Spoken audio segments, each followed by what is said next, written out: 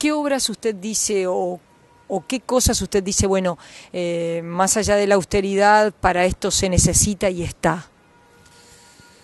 Obras de infraestructura como la vialidad, caminaría rural, seguir con los trabajos de saneamiento, más allá de que es una tarea de la OCE, nosotros tenemos que ir después atrás o arriba de las calles resolviendo el tema de la vialidad.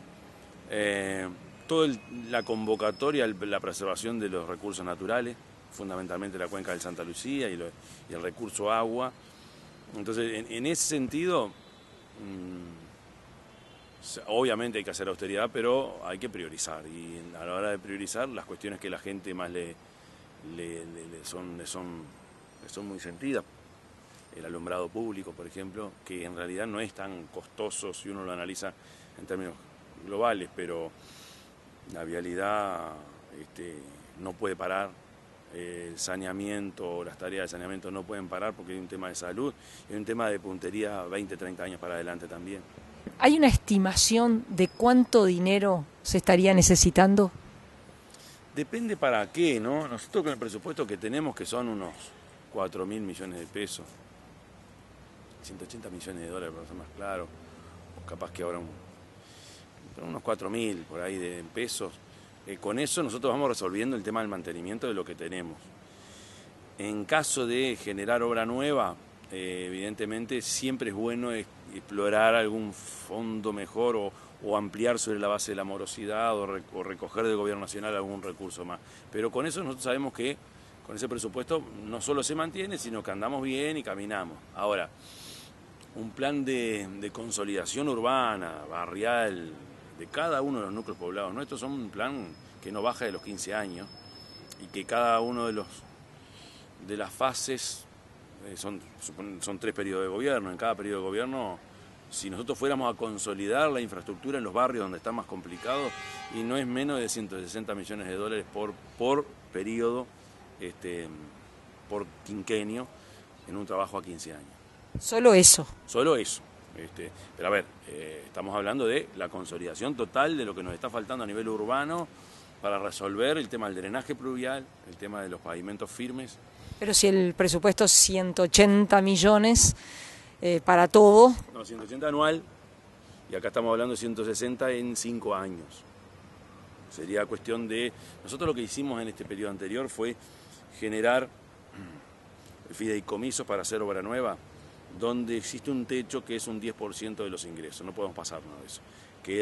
Andamos en el 9, 8, depende del año, y ahí con eso debemos movernos. Ahora, si nosotros resolvemos mejor el tema de la morosidad, como hasta ahora venimos mejorando cada paso que damos, y a su vez se obtienen otros recursos para algunas de las tareas nuestras, ahí va aumentando ese espacio como para poder seguir planteándonos mecanismos de ese tipo. Y por otro lado, algunas de las cosas que hoy las estamos haciendo y resolviendo con mecanismos que nosotros mismos constituimos, como los fideicomisos, sería deseable, por ejemplo, trabajar junto con el gobierno nacional con fondos BID. Esa podría ser una alternativa para las cosas muy pesadas que tenemos que hacer como sociedad uruguaya. Ya no es una cuestión de aquel barrio o este barrio. El saneamiento en el área metropolitana creo que excede incluso lo que es el interés del propio departamento, es un tema de carácter nacional. Quiere decir que usted dice pedir dinero al Banco Interamericano de Desarrollo para completar las obras de saneamiento. Yo lo digo distinto, poder acceder a los fondos que esos organismos internacionales tienen, que son para el gobierno nacional, pero también para la Intendencia de Montevideo, que como Intendencia del Interior, cuando son obras de este tipo, poder acceder también a esas líneas de crédito, que son líneas de crédito muy ventajosas. Obviamente estamos hablando de garantía de deuda soberana, y es un tema de carácter nacional. Sería cuestión de manejarlo. ¿Qué pasa? Imposible acceder antes, cuando las cuentas de nuestras instituciones eran poco menos que impresentables. Estamos hablando de un pasivo inabordable, estamos hablando de un incumplimiento permanente, y eso genera poca credibilidad en los organismos. Yo creo que en la medida que las intendencias, y en el caso nuestro hemos hecho bien los deberes, creo que podríamos aspirar de repente a esas líneas, pero bueno, habrá que manejarlo. ¿Está saneada las finanzas de Canelones? Sí, en el año 2012 nosotros llegamos al equilibrio que nos planteábamos, fundamentalmente después de resolver el pasivo con instituciones públicas, la más pesada ella era UTE, pero Banco, República, BPS y a todos le debíamos. Antel, obviamente la UTE, y después todos los privados, empresas viales fundamentalmente, empresas constructoras, nada menos, que son las que después trabajan. Cuando resolvimos todo eso pudimos decir, bueno, ahora vamos a ver cómo seguimos trabajando y obviamente mejoramos la recaudación. Ahí llegamos a ese punto del equilibrio que se mantiene hasta ahora. Los morosos en Canelones, ¿dónde están?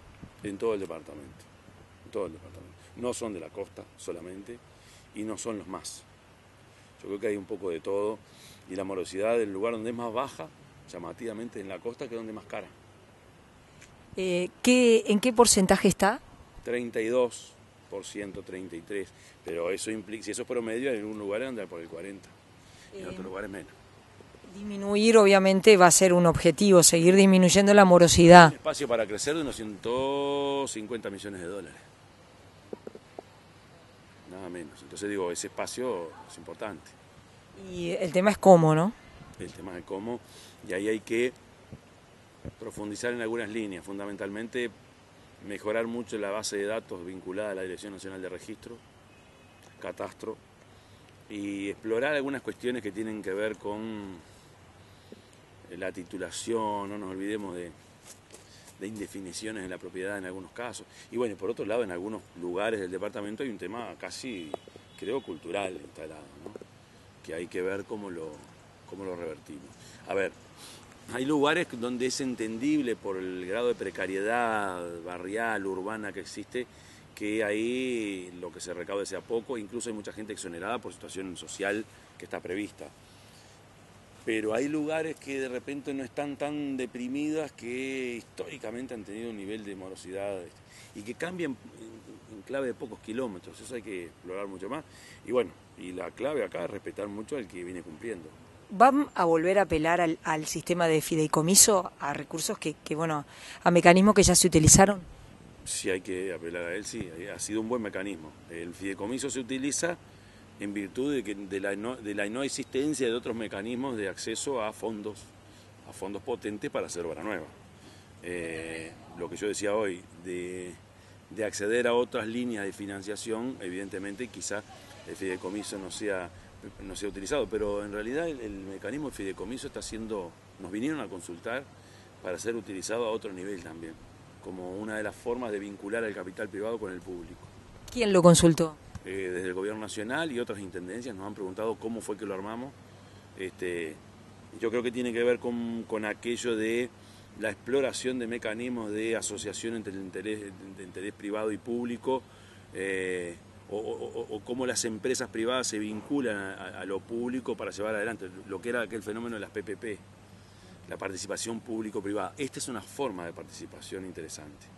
Respecto a las denuncias que usted ha hecho sobre la contaminación del río Santa Lucía, ¿ha habido pasividad por parte del gobierno central? Estoy pensando el Ministerio de Vivienda, Ordenamiento Territorial y Medio Ambiente, estoy pensando en el Ministerio de Ganadería, en la propia Intendencia. ¿Ha habido pasividad que hoy estamos en el punto en el que nos encontramos?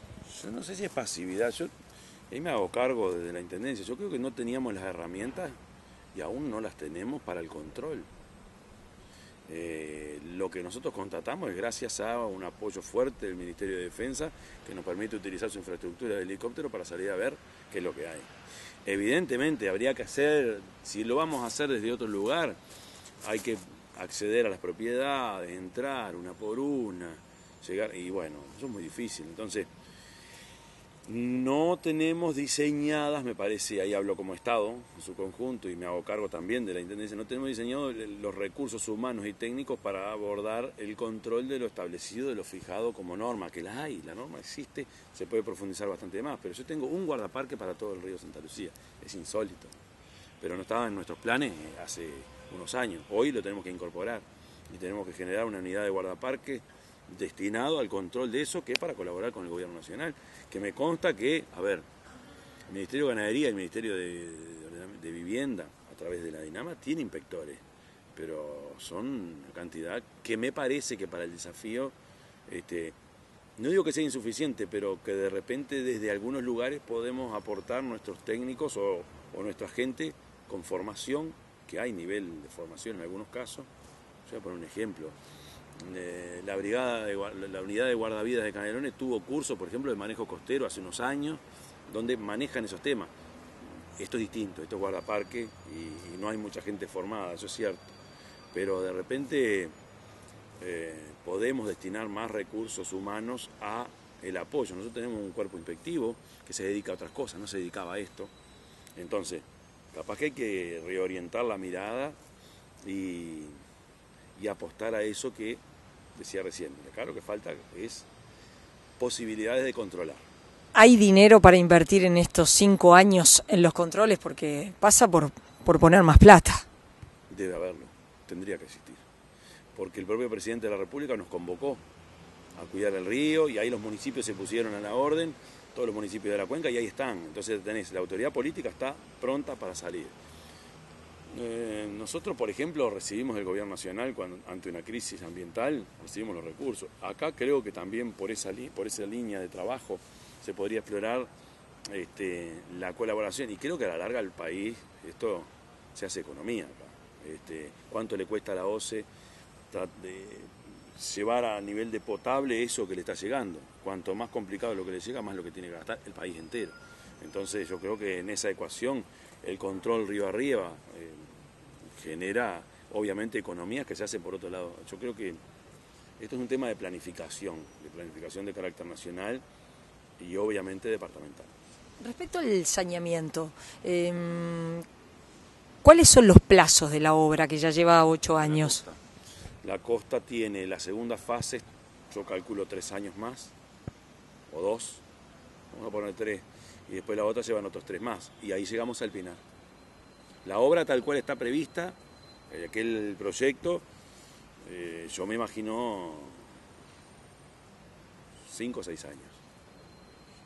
Y se va a hacer, efectivamente. Sí, esto no para, seguimos trabajando, nosotros estamos haciendo pavimento, la OCE está por empezar con la empresa que hace la segunda fase, es el saneamiento, nosotros vamos a ir con esta otra empresa que presentó una iniciativa privada con proyecto llave en mano y que va a cobrar a través de un fideicomiso. Ya empezamos a hacer algunos trabajos donde ya está el saneamiento instalado. Hay que después seguir y ahí terminaríamos la segunda, que es un proyecto de 3 años. En realidad son 24 meses, pero después tienen los contratiempos, yo quiero poner un poco más. Y la última de las fases es de pensar otro tramo más, ojalá sea 2, pero vamos a hablar de 6, que es algo previsible. Si gana la Intendencia, en sus primeros 100 días de gobierno, ¿qué piensa hacer? ¿Cuáles son sus planes? No tengo el dictaminado, pero sí me puedo imaginar cuáles son las cosas para hacer. Evidentemente, una puesta a punto de toda la infraestructura, de maquinaria, camiones, los vehículos, todo eso que precisás para moverte, eso hay que ponerlo a punto. Obviamente hay que sentarse ya desde ahí a conversar con los trabajadores los futuros acuerdos salariales. Me imagino también yendo a varios ministerios a ver cuáles son los programas que los ministerios tienen para llevar y hacerlos aterrizar en el departamento y ofrecer nuestros brazos para ser los ejecutores. Estoy pensando, incluso para orientar, estoy pensando en el proyecto nacional de Sistema Nacional de Cuidados, estoy pensando en los planes del Ministerio de Vivienda. O sea que eso es lo primero que hay que hacer y eso te lleva un tiempo y llegar a algunos acuerdos base para después poner toda la gente a trabajar en base a esas cosas. Gracias.